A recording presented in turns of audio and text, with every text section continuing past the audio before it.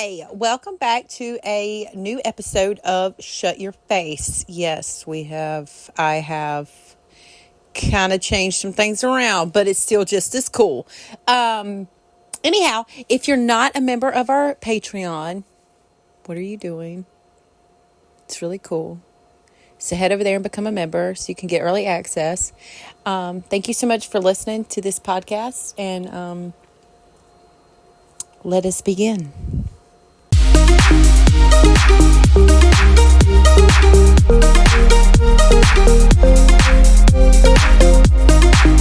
Hi, this is Jane.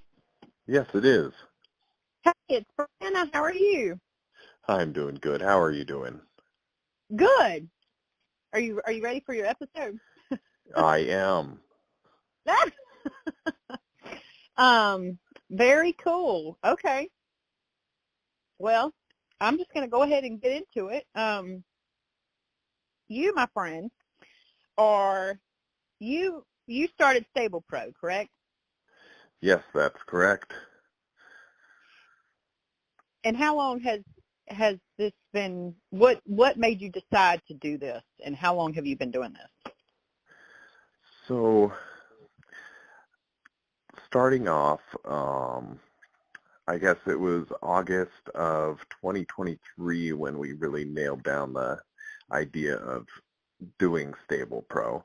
I'd been kind of looking for an avenue for how I could be involved more in the horse world and kind of stepping up into more, especially the reining world with some of my horse trainers, and in the process started to just kind of see the same issues over and over again and the same stresses that each horse trainer was dealing with.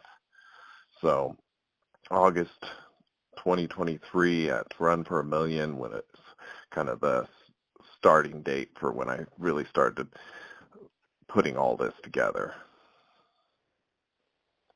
Now, when you say we, is it other people involved, or is it just you, or you're just the face of it? So initially me, and then I just bounced ideas off of horse trainers for the most part, and really just tried to make sure that whatever I was building was actually useful. Yeah, because you just said stresses. So what are the typical stresses that you would, or people would say to you as far as a horse trainer is concerned? Because I know we kind of touched on this vaguely in our preface call about how horse people, again, no offense, but some of the best people with horses are not the best with people. I mean, it just is what it is. It's not a bad thing, actually. It's a good thing. So what were some of those stresses that you were expressed? Yeah, the initial thing that I was seeing was at Run per Million, I was in the barn and I was looking around at the horse trainers, and they're the absolute celebrities at these things, and so they should be having the time of their lives.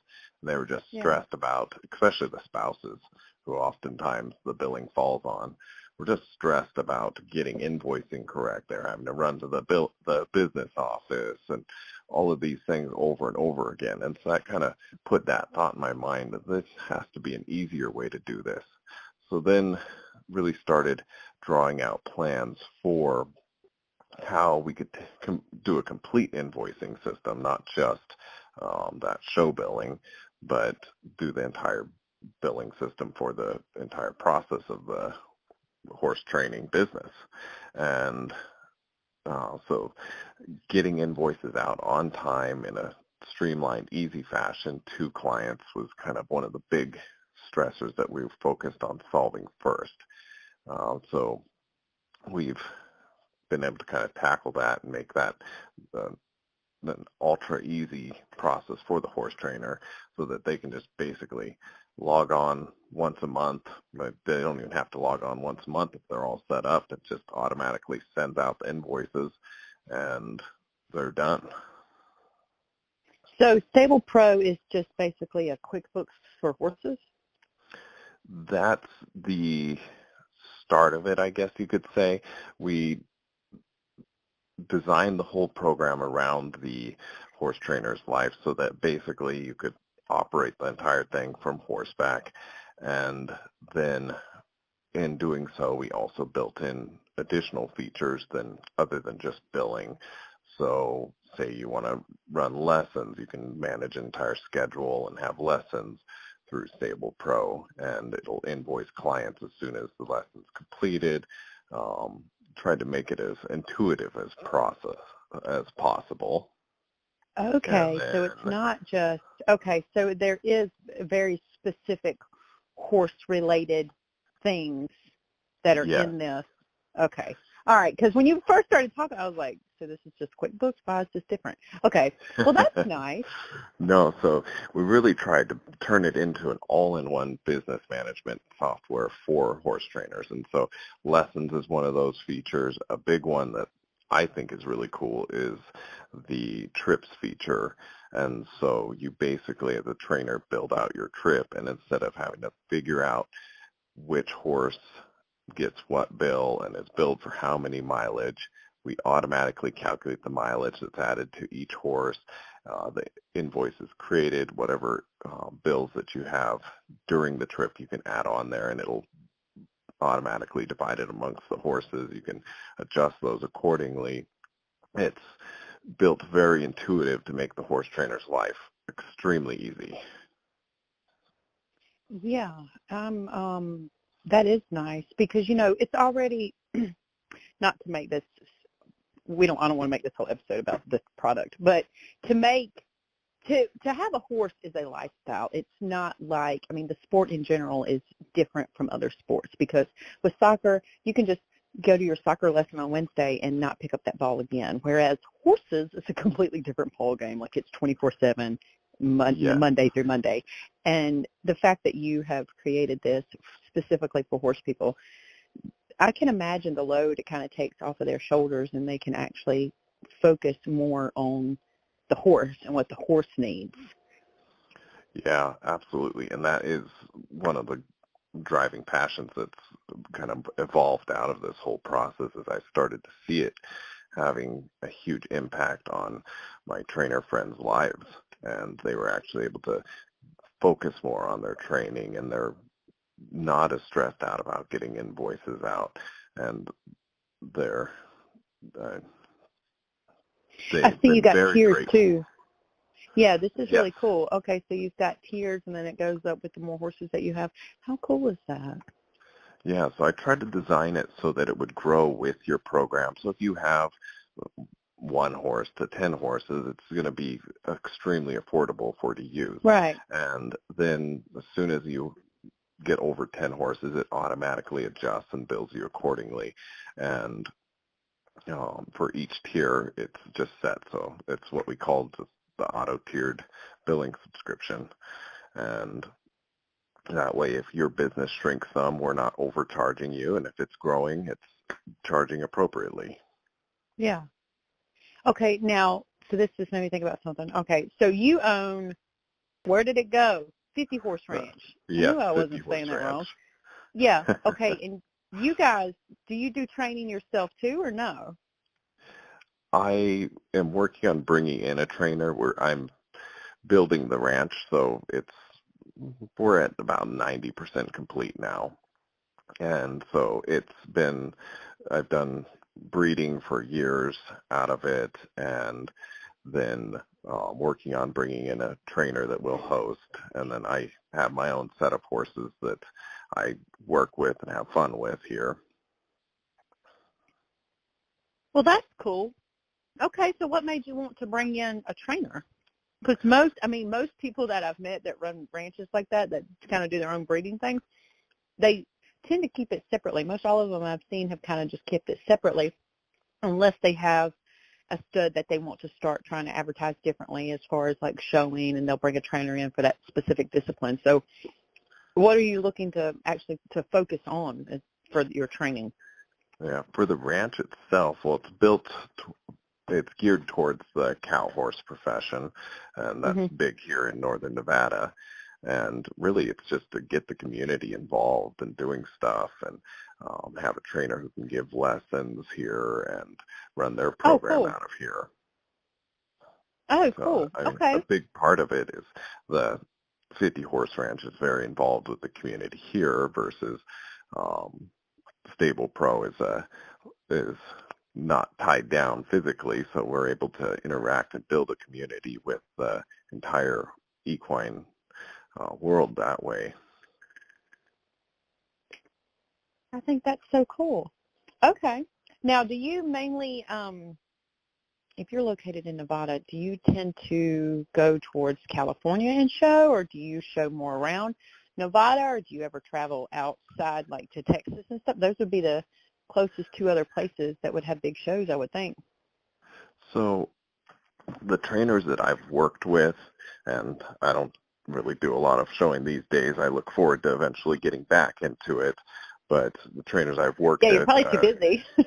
yeah, that's one of my goals this year is actually to take a few days off work so that I can go to shows and enjoy myself. Well, that's cool. Yeah, you know what? Just a side note, I understand how it feels because trust me, I understand how it feels. It actually feels super weird for me to take a day off. I feel so guilty. I feel like I should be working. So it's hard for me psychologically to take a day off. Yeah, exactly. And horse trainers fall into that same category because you're always working. And yeah. In order to fund all these projects, I have multiple jobs, and you know how it is. You know probably better than most how it is. No, yeah, exactly. Well, no, yes, I'm completely just relating to what you're saying. It's very very relatable statement because it's hard to tell yourself that you actually need to do it though mentally because you don't want to get burned out and you don't want to get to where you don't love what you're doing or lose focus of what you're doing because it's very easy to do when you just work nonstop. But I totally get what you're saying. Yeah, absolutely. So I didn't mean to interrupt you, but your goal is to show some at least this year. And you guys, do you travel outside of Nevada much, or? So the horse that I have starting is going to be in Texas with Casey Deary, and so he'll train her up this year, and hopefully, with any luck, he'll start showing her next year. And then I have a couple of horses of my own here in Nevada that I look forward to just kind of doing some local stuff with eventually. Yeah. They're all 2- and 3-year-olds, and so you know how that is. It can be a bit of a show.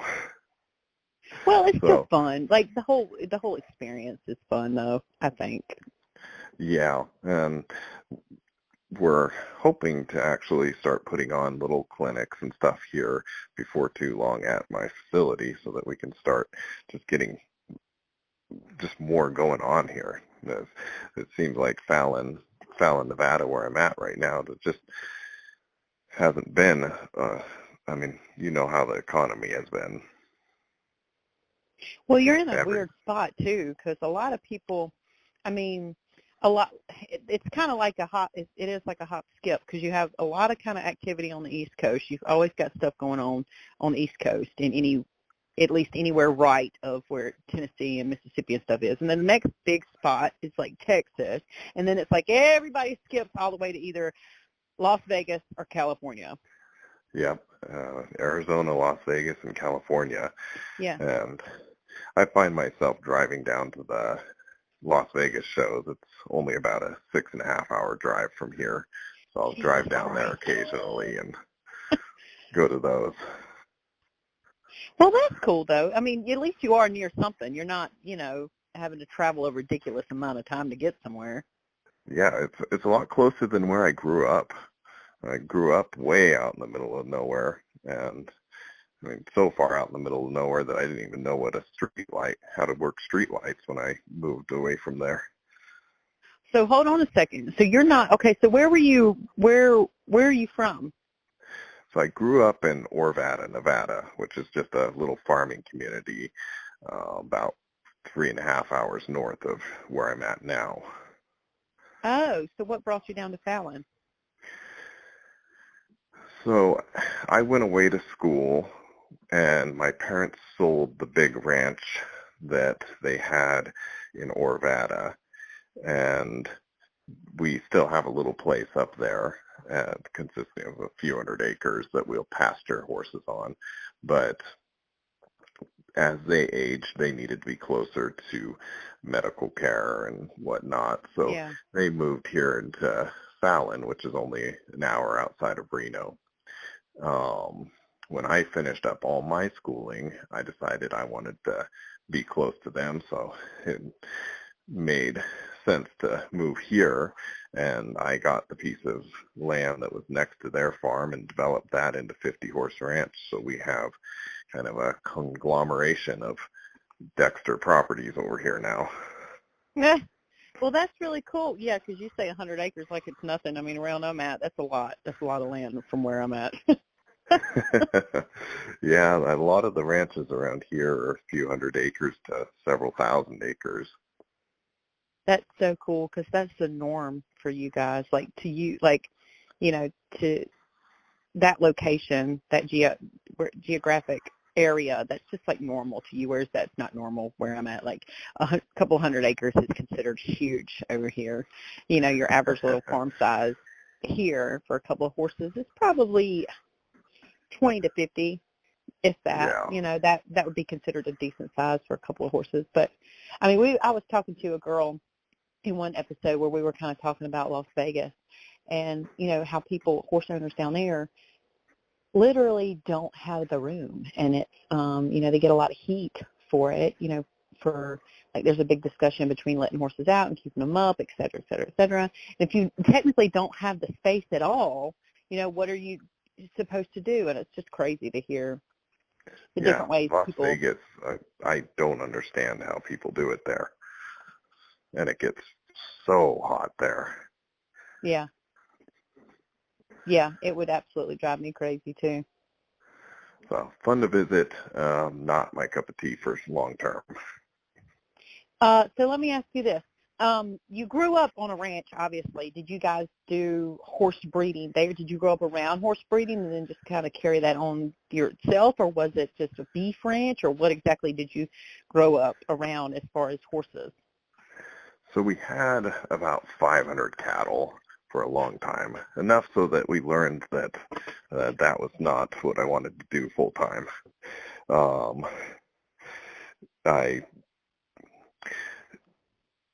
We had the horse operation going since I think my parents have been doing it for well over 50 years, and Oh, wow. So I kind of inherited and took that over, and a lot of the rationale for me building the ranch and building Stable Pro came out of watching them, and they were always successful with it, but never. I mean, I guess they broke even with it, but never ultimately that successful with it. And so it was always a struggle, and you have such good horses, and you struggle to place them with good people, and it was just always a struggle. So I watched them and just repeated to myself over and over again, there's got to be a better way we can figure out how to do this. And so that's what I've been working on, is creating products and creating lifestyle here that capitalizes on all the good things that they've taught me, and really trying to bring in the knowledge of other people who have done it really right and build something great here. Well, I think obviously it's great. I think it's a great thing, and other people are going to think it's a great thing. But so where do you kind of see Stable Pro in the next 2 years, 5 years, and 10 years? I know we kind of touched base on where you would like to get it, where you would like to work up to certain goals. What do you see for it in those time frames? Yeah, absolutely. That's a great question. Well, like you pointed out with the billing structure and the business structure, how it's built to grow with the trainers, the Stable Pro as a whole, the entire company is really structured around growing with our trainer volume. And so right now we're incorporating trainers at a slower pace, but making sure that I sit down and I talk to every single trainer. I check in with them, and I make sure things work perfectly for them. And so we're in these first 2 years developing, building, and making sure we have that perfect product for the horse trainer. Then hopefully by that time we'll have grown enough that we can start uh, building out towards the next step, which will be incorporating other horse professions and tweaking and modifying things so we can make it easy to bridge the gap into the farrier businesses and equine therapy and whatever other ancillary businesses that tie into horse training go. And then by 10 years, I hope to have it well enough developed and have enough clients, because there's both a trainer portal and a client portal. And if we can get both the trainers and the clients, enough of them on, I hope to start connecting it to actual show platforms and basically building out a show platform so that trainers can connect to that show, drop in whatever classes, and just streamline the entire equine process for the horse shows, eventually bridge into maybe some veterinary stuff, which sounds like big aspirations, but that's where my medical background kind of comes into play.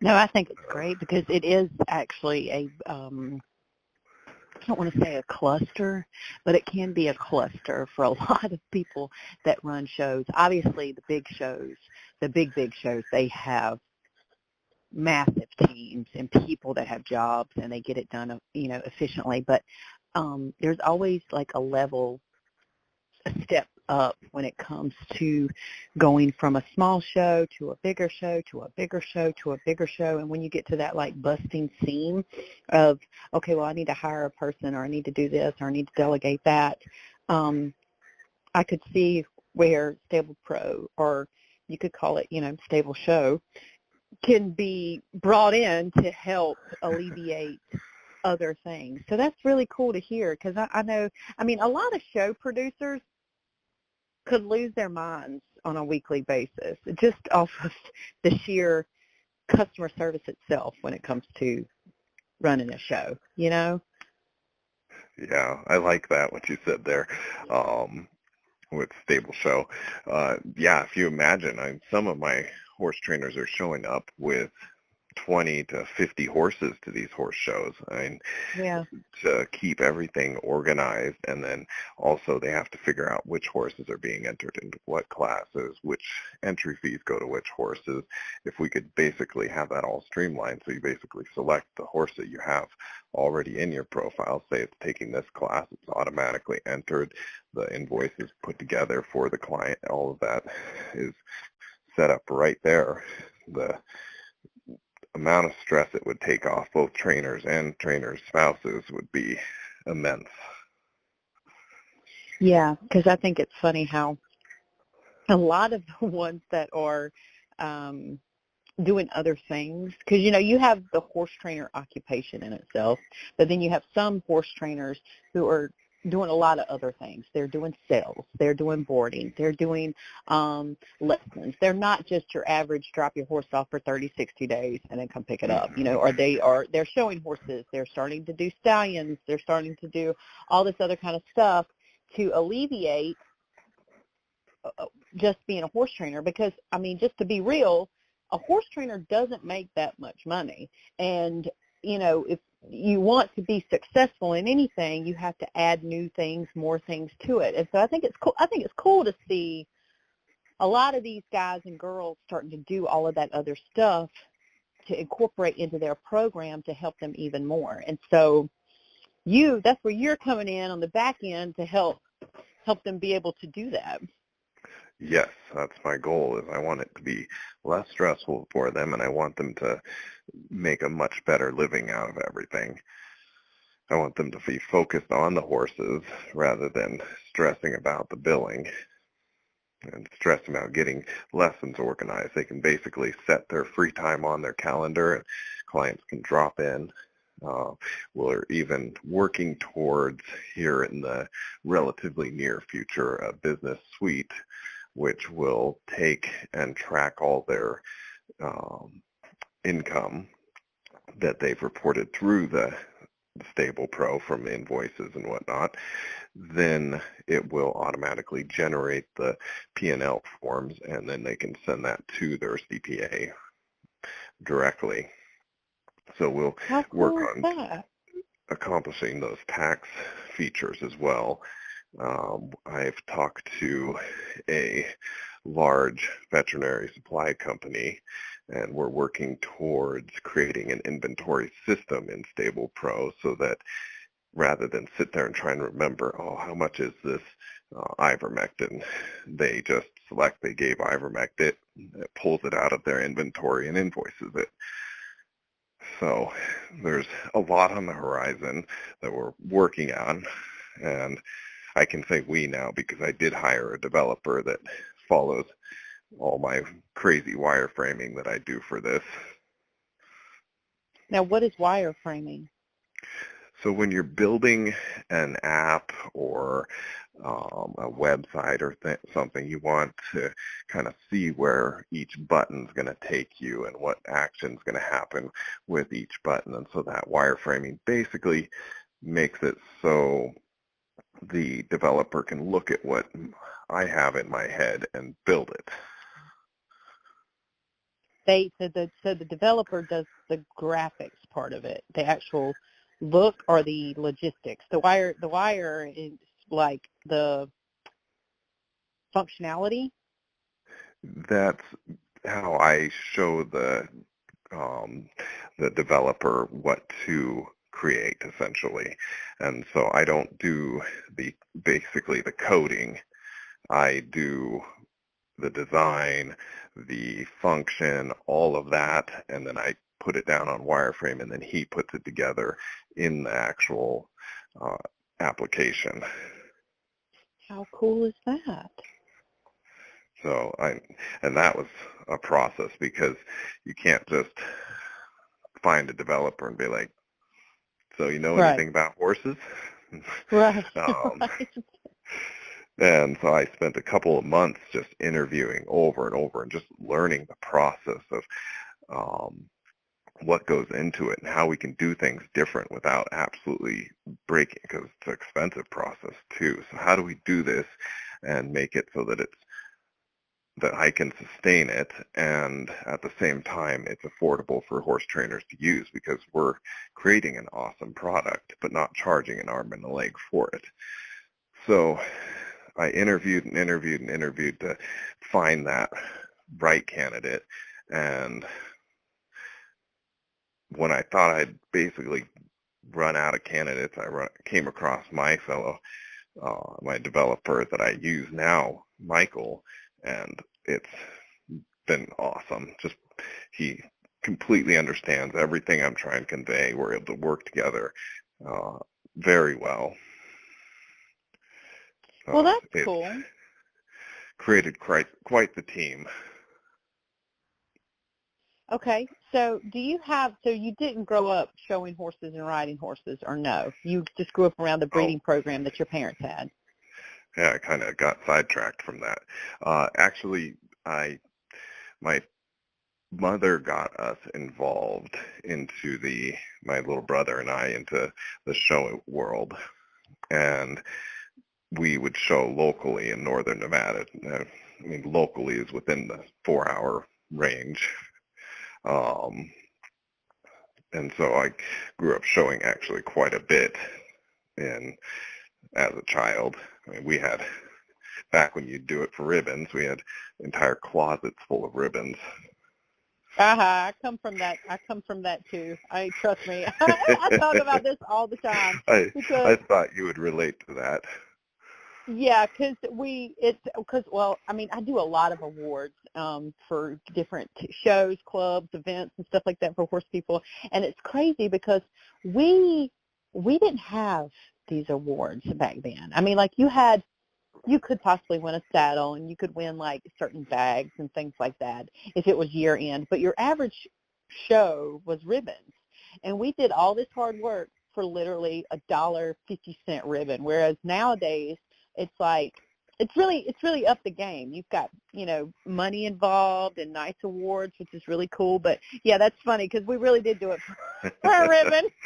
Yeah, I didn't have anywhere to put my clothes because the closet was too full of ribbons. Oh, wow. Yeah, that's very relatable. So you and your brother grew up, you showed, and did you do like just your average little fun show, or did you guys do rodeo? So we were more heavily involved in our, um, I guess it was the Buckaroo County Country Club, um, and it was just a regular horse show, I guess you could say. Um, uh, Classes averaged probably 15 to 20 people maybe. Sometimes I was the only participant, so it was, as long as I stayed on, I won. But um, for how remote we were, we managed to put together some pretty good horse shows. Yeah. Well, And I so, mean, go ahead. oh, sorry, I No, wasn't as involved on the rodeo side of things, but more so just the and the regular horse shows, and then also 4-H. We got really involved in the horseman aspect of 4-H. 4-H is such a great foundation for like all horse people. I just think it teaches you things that set you up differently, because I don't know, you just people that have been around 4-H in just some form or fashion, maybe one summer or multiple summers, they just tend to be a different horse person, I have learned, and I may be wrong. Absolutely. I think you learn to kind of approach it in a different manner. You learn to value horses completely different than if you just kind of had one dropped in your lap. Right, exactly. Now, what is the biggest, so I'm assuming you're going to go into reining, or no? What are you going to hopefully want to show in? I've always loved reining, and I look forward to getting more and more into the reining. I'm kind of by default stuck in cow horse country, which I also love. Right. So I'll probably end up doing more of the cow horse stuff as I have time to go into it. Plus, my good reining horses go to Texas for the most part, and my cow horse trainers are all over here, so I get more opportunity to work with them and do stuff over here with cow horse. So I guess a simple answer would be is if I'm visiting Texas, I'll probably do more reining, and if I'm stuck over here, then I'll do more cow horse. And which one do you like better? Or do you have a preference or no? It's hard to say. They're both so fun, and and for me, I'm so often dealing with the young ones, and so I'm instilling the fundamentals of both these professions on these horses. So I would have a hard time saying I like one.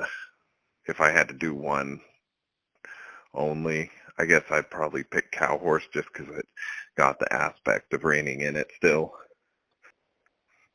I think that it is kind of hard to pick one because even though reining doesn't incorporate the whole cow, stuff in it, a lot of people, I've talked about this before, a lot of people are gearing towards cow-related events and as a whole because it is a little more laid back and fun. Do you think that's true? Yeah, that's a good point. The horse industry has been so gracious to me and inviting to me to, because I've always been involved with horses, but to go from my little old ranch and then step out onto the national reining platform and start interacting with some of the big name horse trainers and stuff, I've been blown away how gracious, the different horse owners have been.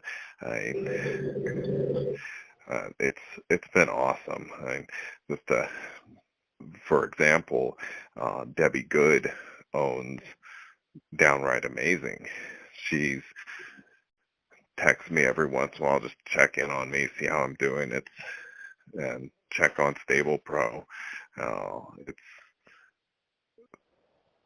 been an honor to start getting involved in this way. Well, I think it is cool to see like the cow-related stuff, and not just reined cow, but anything cow-related come up more and get more recognition, because I think people are excited to see the horse do a job. Not that reining isn't a job, not that hunt seat or pleasure. I mean, I grew up pleasure, for God's sake. So, not that none of that stuff isn't a job. It's funny you're laughing, because I actually joke about it now, because I tell people, I'm like, we went slow for literally no reason. So I think people are excited to see the horse do a job. And, I think that they can relate better to that as far as trying to look at anything with a horse is concerned, sports-wise. Because it seems like we have a lot more issue with people that are non-horse people fighting horse people with things that aren't cow-related.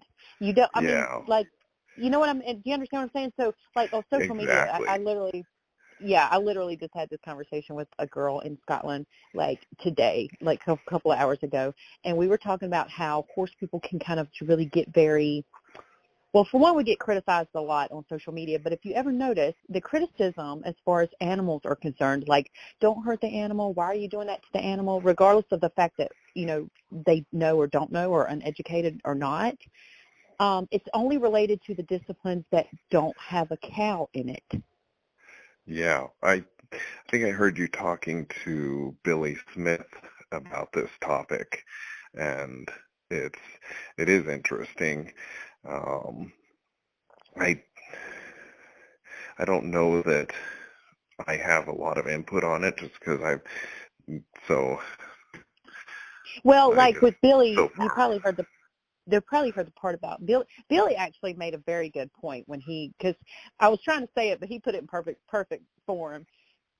We tend to insulate ourselves as horse people because of that very same fact. And you can't grow an industry in a sport if you don't utilize the fact that you have fans and that you have other people that are non-horse related. And it makes a lot of sense if you ever this kind of just goes back to the whole part of horse people not being business people, et cetera, because if you're a business person, you would want people to be fans of the sport that you're in because you want to grow it. You want more eyes on it. You want it to grow. Whereas horse people tend to be, like he just said, very insulated. Not that we don't want to grow, but it's hard for us to grow because we have another living being in the sport. And it's hard to explain horse stuff to non-horse people. It's just like, I see it with reining all the time on social media. You see people like, why are their heads so low? It hurts them, blah, blah, blah, and they just don't know. They just are uneducated. And, it's interesting to see the difference of industries because you don't see that happen with other industries and other sports, Oh, I know. You don't, basketball players don't deal with the same situation. Right.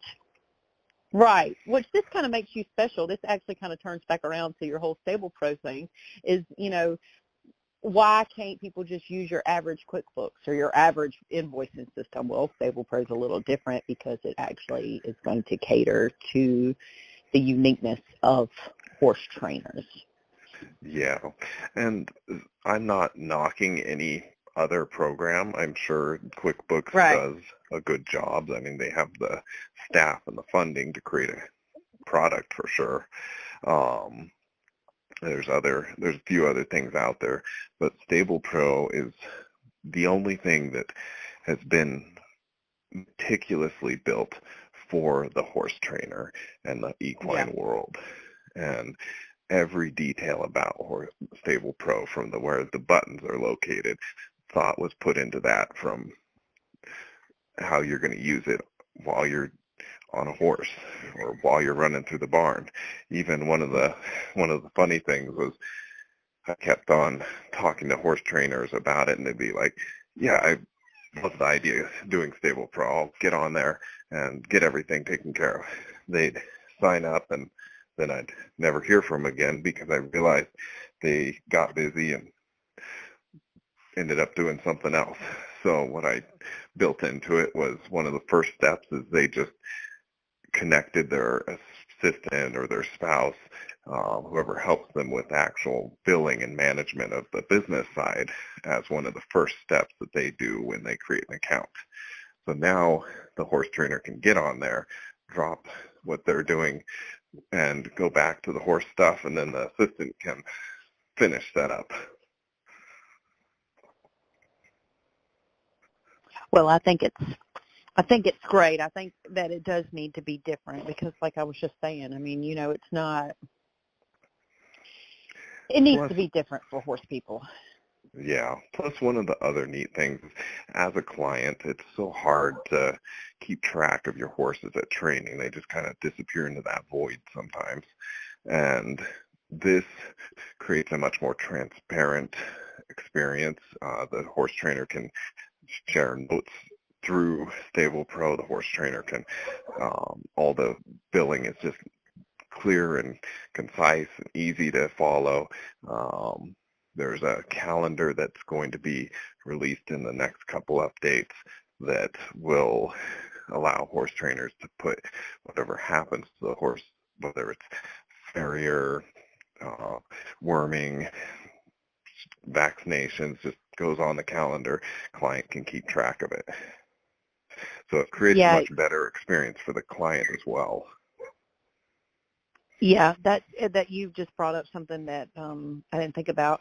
You're right. It can go into like a black hole of void because, it probably would be a really good selling point for a trainer to have your product because they can show customers like, hey, look, you get a breakdown of everything that we do. There's not going to be a question here, Yeah. So they have a breakdown of everything they do. There's also, for each horse's profile, the client or the trainer can load horse-specific files, whether it's registration papers, Coggins, health certificate, all that stuff can be loaded right there. So if you got to take a horse on a trip, you have it right there, easy to locate. Oh, that's really cool. I remember having to keep Coggins and all that good stuff. And if it wasn't in the truck, you better pray to God that they know you. They know you're good for it. But yeah, or you have a whole bunch of horses that look very similar. Yeah, exactly. Yeah, exactly. So what plans do you have? I know you plan on showing. That's your goal. You said obviously in 2025 because we're done with 2024.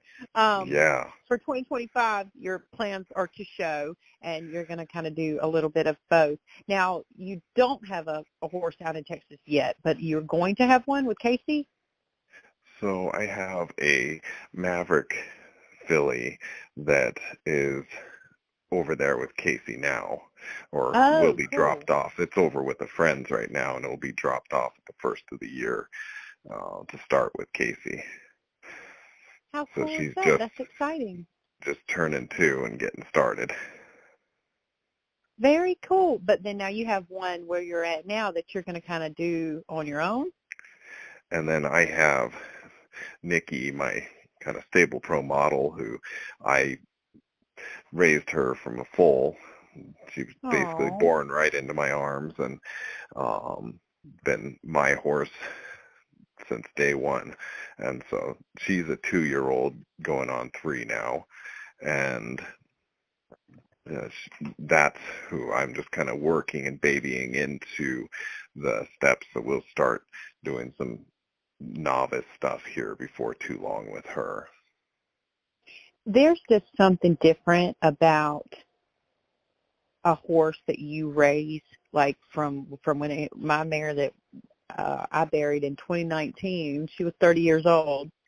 Yeah. There's something different about the ones that you raise, like you're right there when they're born until you put them in the ground. It's just something different about being with a horse that long from start to finish, and you literally grow with them. Not that you can't get attached to other ones, that you buy, later on or whatever. I'm not saying it's better or less, it's just something different about it. It's almost like your child. It's literally like a Yeah. child.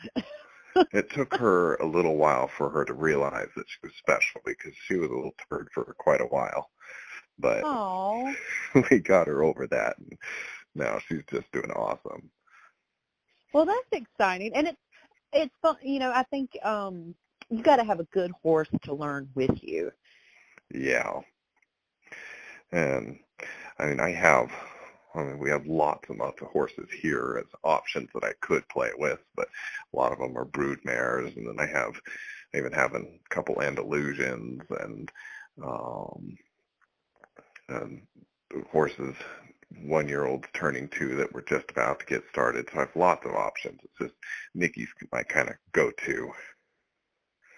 Well, let me ask you this. So what all do you have exactly now? Let's get off of Stable Pro. Let's get back onto the ranch. So obviously it's cow related, correct? But you've got studs there too. Yeah. So how many studs do you stand there? Sorry, not studs. I've generally avoided standing studs just because, like, people who have a stud, their life is all about that stud. I've watched it numerous times with the horse world. You market that stud, that stud is your life. And so I like to have mares, and especially with the prevalence of just shipping AI and even now the resit mares, it's so easy to get the top stallions in the world, their semen shipped right to you. And it's not the easiest thing because I still have to drive an hour to 2 hours to the airport and back. But it's a lot easier than it used to be. Do you think that since you've been around the breeding industry, obviously for your parents for years, do you think it's do you think the number of available stallions has increased drastically since Yellowstone, or is it just me? Because I feel like maybe I'm an idiot and I just wasn't in tune with it for years before now, but I feel like there's so many studs out there. It's almost just saturated. Yeah, Yellowstone has had an impact on the horse world in so many ways. I mean, I don't even have a TV, and I know that. But the other thing is, like, the top stallions are getting so popular and have so much money behind them that they are very expensive. I mean, it's not uncommon to see a $10,000, $6,000 to $10,000 for a stud fee. Plus, then you have shoot fees and the mail out fees and everything that goes with that, and that's before it even hits your vet. Yeah, that's insane to me to invest. Like, to me, I'm not knocking anybody that does it. If you've got the money to play like that, by all means, all the power to you. But that's a lot of money for not an investment. It's not necessarily, usually 50% of the time, it's not an investment. The other time, they're investing. They know what they're doing. We're not talking about those people. You know, that's a lot of money. Yeah, it makes it difficult for the average horse owner to buy in at that level. But I mean, of course, we're all horse people, so we still do it. Right. Well, we're all crazy, and we still do it. Oh God, no! I'm over that part. You know what? I have come to the conclusion that horse people are technically not crazy. We are just it's like you know, because you have levels of crazy. You know, we literally paid somebody to judge us. Like, who does that? But no, I think a lot. You know, most of these upper, I guess, more expensive studs, usually, obviously, you want to set your price point for the certain market that you want to hit. You know what I mean? You know, you have some studs out there that only take X amount of mares. You have some studs that actually go through sometimes they will deny your mare, you know, depending on what it is and things of that nature. So I get that. I understand that, because you want to weed out. You want to keep the genes the way that you've got it, and the breeding and pedigrees the way that you have it. But just to ask your average person to want to possibly get a sliver into that, whether they have the money or not, it's like, whoa, it's crazy. I'm sure Yeah, it's worth it though. I was I was that average person not long ago, and I went from just being on the ranch, having good mares that came out of stallions that had lots of money behind them, but they were still kind of your basic entry level brood mare. Right. And so I was that person who had to learn the process and meet the people and figure out what it takes to step up to the next level. And luckily I've been very blessed to have, I mean, Casey helped me pick this Maverick baby.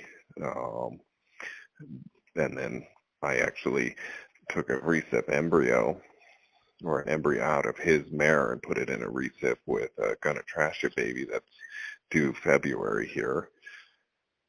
And so I've been blessed in that regard because they've helped me kind of handpick these next level horses. Well, so let me ask you this question. What was it that made you go from average horse owner, quote unquote, which would be, I would be considered this average person because you would not see me pay that type of money. What was it, what factor took you from that to, okay, now I am that person that I was talking about, buying this embryo, doing this ordeal? Yeah, and I have to say the caveat is I'm still learning. But I'm learning from really good people that have done this and figured out how to make it a profitable business at the same time as being able to enjoy their horses. And so now I'm able to look at the steps that I actually have to take in order to do the horse business and actually have it turn a profit rather than just be stuck paying money. I'm glad you said that, because you are right. Your average person, even me, like, we can get a little jaded in the horse industry because you do see nothing but it. You can almost lose sight of the fact that being in horses can be very profitable. It can be very lucrative if you do it right, because you can't get jaded into thinking that there's no money in it because that's all you ever see or hear, you know? Yeah. You go to a show and you spend all your money and that's it.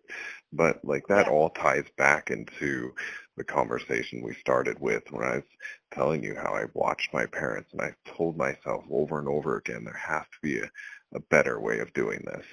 And so those were the founding thoughts for Stable Pro. Those were the founding thoughts for building the ranch and really developing my horse career in general.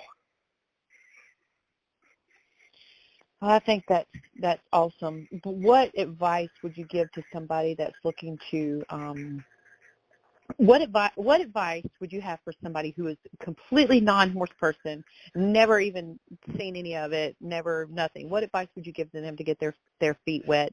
And then what advice would you give somebody who not necessarily is struggling, but is just kind of like at a plateau, like it's just kind of like at a standstill? What advice would you have for those two people? Absolutely. Person one, they're interested in horses and just don't know where to start. You can find off numerous web resources. Billy White mentioned the NRHA resource. Even Stable Pro, you can find local trainers through there if you create a client account. And you can just reach out to the trainer and see if they can give you some fundamental, like, basic lessons, and that gets your feet wet. That's a really good way of just getting started. It's not that expensive, and you can do it without diving in head first. You can do it once a week, you do it once a month. That's where I would start. Then you can start figuring out if you want to elevate to the next level, exploring barns that might stable a horse for you or rent a horse out that you can take lessons more consistently with and grow your experience that way. Then for the person who maybe struggles some and is trying to figure out how to leverage their business and grow their talent. Connecting with, I think the partnerships that can be built in the horse industry is huge. And if I were in that position, I would start working with whatever local trainer is doing very well and do whatever I can to help from them, but at the same time learn their processes. I'd love to chip in and say Stable Pro can set you up for success, but you have to learn the fundamentals. We have studied and built in as many best practices as we could, but you still have to kind of learn how to learn how to approach clients and bring in clients and just the whole business side of it. And then Stable Pro can help you from there. Very cool. To the horse world. Yeah, because it's a solution to a problem. Yes. So that's going to be a great thing, because horse training is so the Western industry culture altogether is kind of old school related. You know what I mean? It's very, the work ethic's old school. It's literally not very technology involved because it is what it is, and so for you to be able to provide this type of technology, it would be great for horse people to kind of get a little grasp of other things that are going on, and it'll ultimately help them. Just like the Yellowstone. That's funny you brought up Yellowstone. I firmly believe, without Yellowstone, the industry, you would not have seen the prices that you've seen on stuff, period. It never would have happened because that Hollywood shine just took a whole new level. It did because it did because before Yellowstone, it was horse people were weird. I mean, we still are weird, but horse people were weird, and it was a very very even smaller dynamic of people and things and places. If you wanted to go horse training, you had to get in your car and go up the road and find them. You had to go, do that type of stuff. And the lifestyle wasn't necessarily, Kelly Jo down the road and her kid, if she was going to choose between putting her kid in ballerina or soccer or horses, they'd probably do soccer and dance, Yeah. And then Yellowstone come around and put a whole new light on it, and it shined it, and it brought the twinkle in non-horse people's eyes that, oh, well, I would like that lifestyle. And with desire comes increase in price.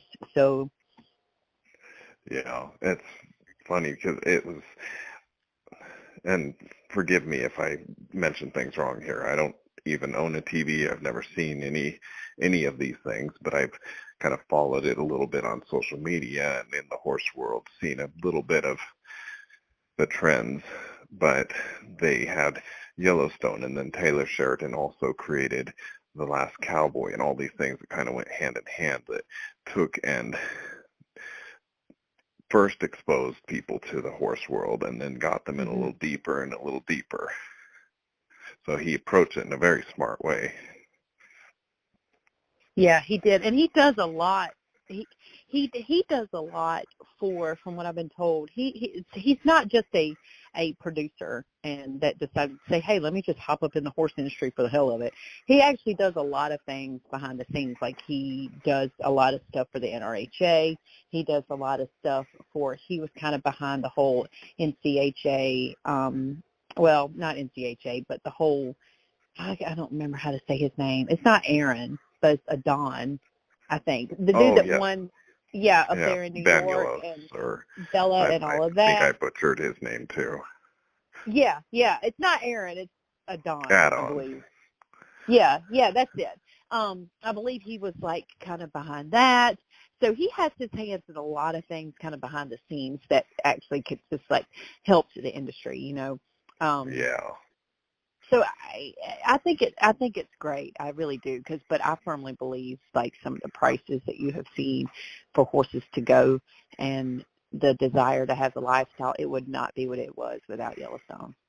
Yeah, I think all my friends from back in pharmacy school and stuff now kind of understand what I do better.